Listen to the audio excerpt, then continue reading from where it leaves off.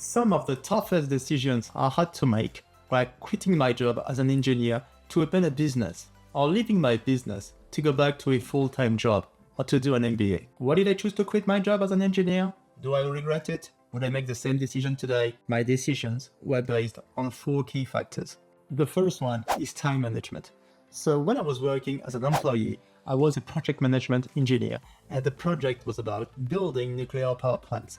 It looked interesting, and I was really involved in my job at the beginning. But after 1 year and a half, I began to dislike going into the office every morning. My job had become so repetitive, and I was feeling the lack of control over the management of my time. I had meetings after meetings, and it was driving me insane, and I was just counting down the minutes until the end of the day. On the good side though, there was a clear separation between my personal life and my professional life. As soon as I switched off my laptop and I was out of the building, I didn't have to think about my job. But working for myself gives me total control over my time. It's an amazing feeling, but it's not exactly what I was expecting. I had the freedom of managing my time as I want to, but I still feel constrained by the environment. I don't have a boss. Instead, I have customers. In fact, I just tried some limitation for others. I switched from having to meet my manager's expectations to having to meet my customers' expectations. Also, as an entrepreneur, there is no clear separation between my personal and professional life. Sometimes I face periods of intense work.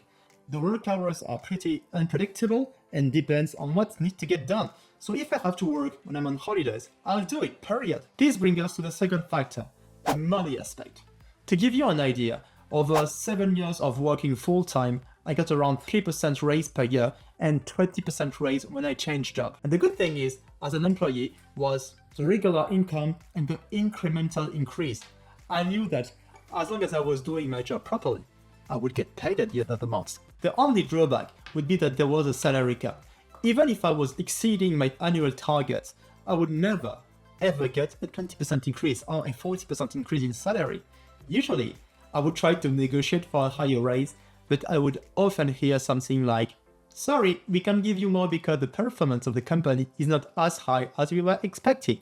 Or, "Sorry, I can give you more because I had a limited budget. And if I give you 10%, then I have to give everyone else 10%, and it's not possible." So ultimately, I felt that my salary wasn't a reflection of the value I brought to the company and the job. On the other hand, what I like as an entrepreneur is that the money you get is linked to the value you create for your customers. In other words, the more value you can create, the more money you can get.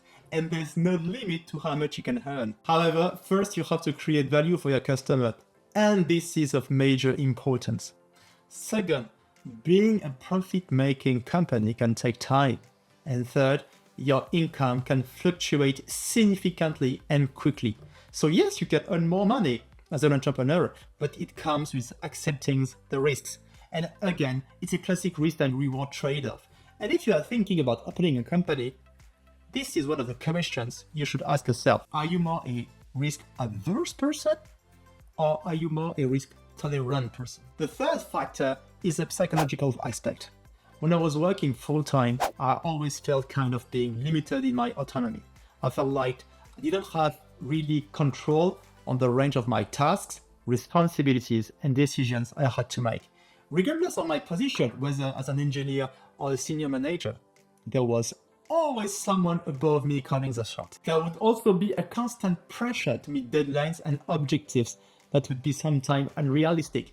For example, the classic urgent email at 6 p.m. on the Friday night with the deadline Monday morning at 9 a.m. Well, you know what I mean. But as an entrepreneur, I have full autonomy and I make my own decisions. Even though there's a high level of stress, I feel it's more manageable because I set my own objectives, my own deadlines, and I have total control of the process to reach my goals. I also appreciate this sense of ownership. When things are going bad, it's because I made bad decisions. And when things are going well, it's because I made good decisions. And for example, during my first business venture, I organized a 3-day video game and anime convention in a 7,000 square meter venue. I was expecting 25,000 visitors. There were 80 exhibitors, and I was constantly making difficult decisions, troubleshooting problems everywhere. And there were so many things going wrong, and I was really wondering what I was doing here. Then on the second day of the convention, I saw over 1,000 people singing famous anime songs at the same time and cheering and having the time of their lives.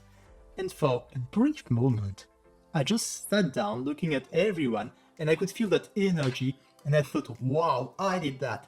And it was an amazing feeling.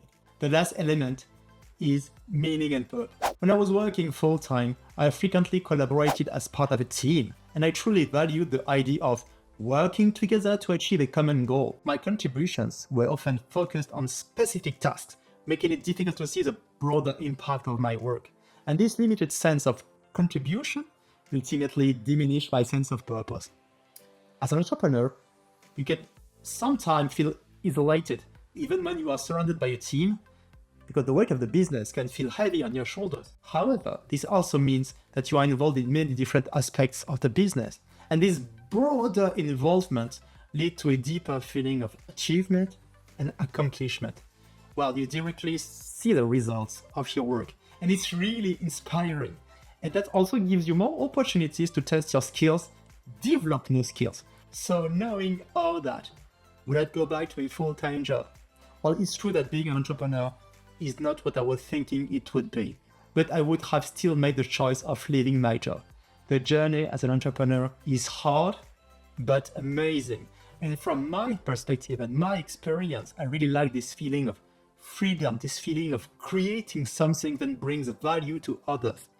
I also like wondering what exciting opportunities lie ahead and trying to see how I'm going to seize these opportunities. So thanks for watching. If you liked the video, please give it a thumbs up. If some point resonate with you, or if you have any questions, leave a comment below.